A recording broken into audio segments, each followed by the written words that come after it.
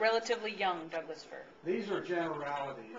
Yeah. These are not hard and fact, hard things. I think if you pick something on here to help you distinguish between a true and a false truffle, it would be this item here. A true truffle has a firm flesh.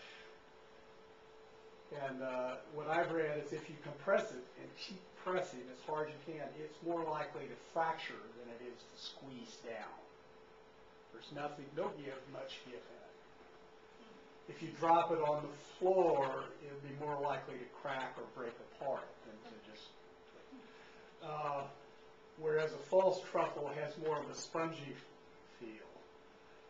In fact, what I read about rhizopogens, or pogies, they're so spongy that if you drop them on the floor, they'll actually bounce up a little bit.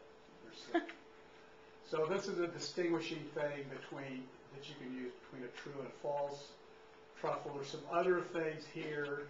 Hypogeous means under the ground. It grows under the ground. Epigeous means above the ground.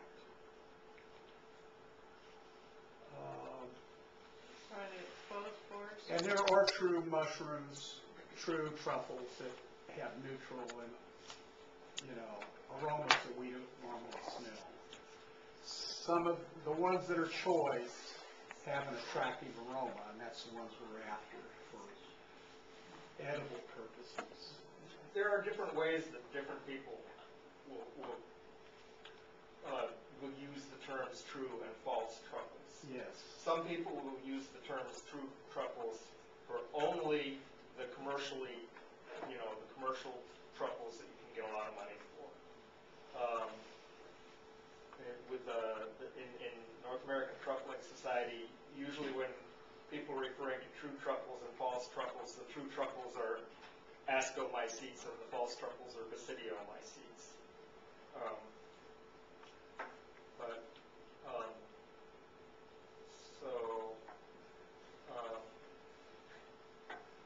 The important thing to remember here, I think, on this is why I put it in there, is that this poisonous issue. If you find something underground that you can squeeze and it's soft, beware.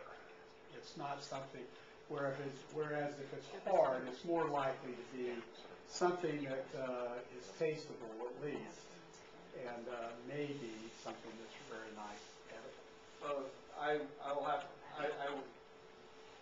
to interject here because mushroom buttons look like truffles and they can be hard. Yes, that's true. And so mushroom buttons are the thing that you're most in danger of poisoning yourself with when you're harvesting truffles. And it's pretty easy to tell the difference once you've looked at a bunch of them. But little mushroom buttons, you're going to be raking up little mushroom buttons that are weeks or months away from emerging through the ground. And they always have dirt adhering to one side of them, the bottom side, whereas the true truffles don't generally have dirt adhering to them on any particular side. And Richard, that was confusing to me when you said that originally. Because they have dirt adhered to them all over. But like when you pull up a mushroom button, it's like it has roots on one side, so there's a side that's very different. It's not just dirty. It doesn't just have dirt stuck to it. It's like you can see where it was growing into the dirt. Right. Maybe a mycelium there you could see. Depending on what kind of mushroom. Yeah. It's just obviously different on one side. They're dirty all over. They have dirt all over them. But when you look at one side and it's got a lot of stuff stuck on it. This is a picture of the ectomyrizal.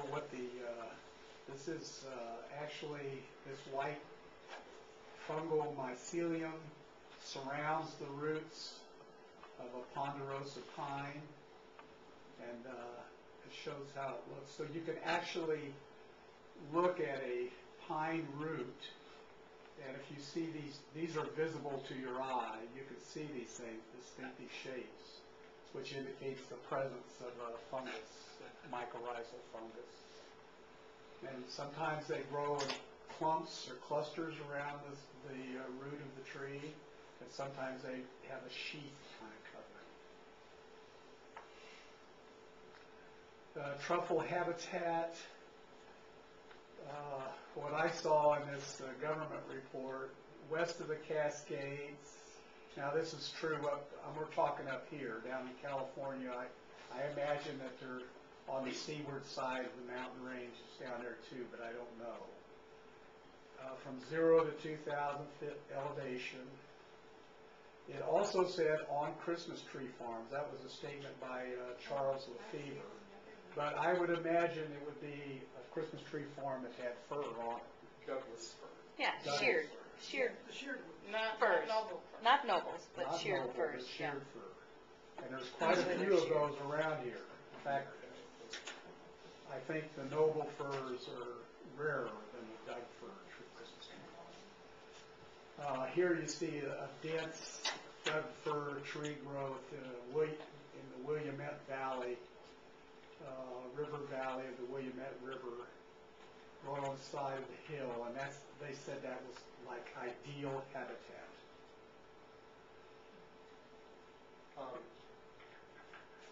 For me, looking for truffles under Douglas fir, the main rule is as little understory as possible. Whether the trees are old or young, if there's no shrubs or anything on the forest floor, it's either a moss mat or a needle mat, then you'll be able to see the signs where the animals have been, and you can find the truffles. Whereas if there's a lot of understory, the truffles might be there, but it's harder to see them. It's harder to scratch for them because you're scratching the root, trying to dig between the roots of all kinds of different shrubs and things. So it's just mostly a visibility issue. You want to have a forest floor that's clear and open. Yeah, and I don't think that under this, when I've been in these types of woods, I've usually seen a lot of understory in here, salal and stuff. And this, I've just mentioned this here, this duff that covers the forest floor is a natural mulch that really helps the forest and the tree. It holds the moisture into the soil.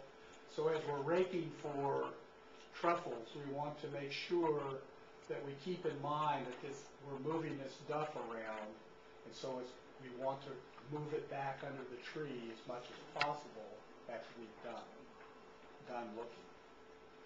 We just don't want to rake away and leave it because it's going to help dry out the tree. This picture is just, it shows, this is shavings of an Oregon white truffle in oil, olive oil.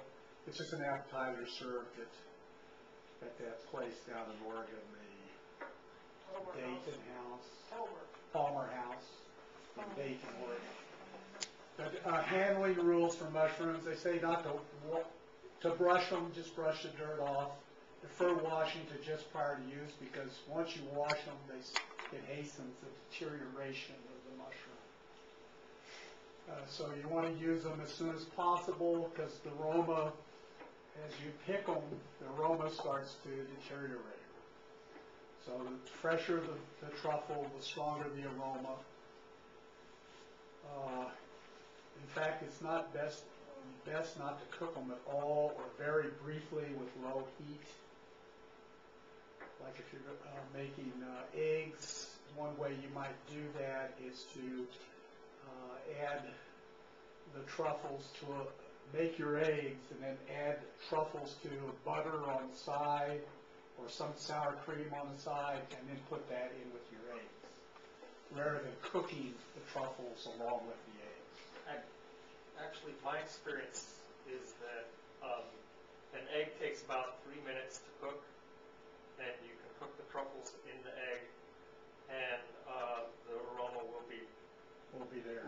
Will be there. So I sort of use the egg as a rule of thumb. Is anything that takes longer to cook than an egg, you don't want to put truffles in. That's a good thing. Richard, have you tried putting the truffle next to the egg in the refrigerator? Yeah, to flavor the egg, yes. Did it flavor it quite well?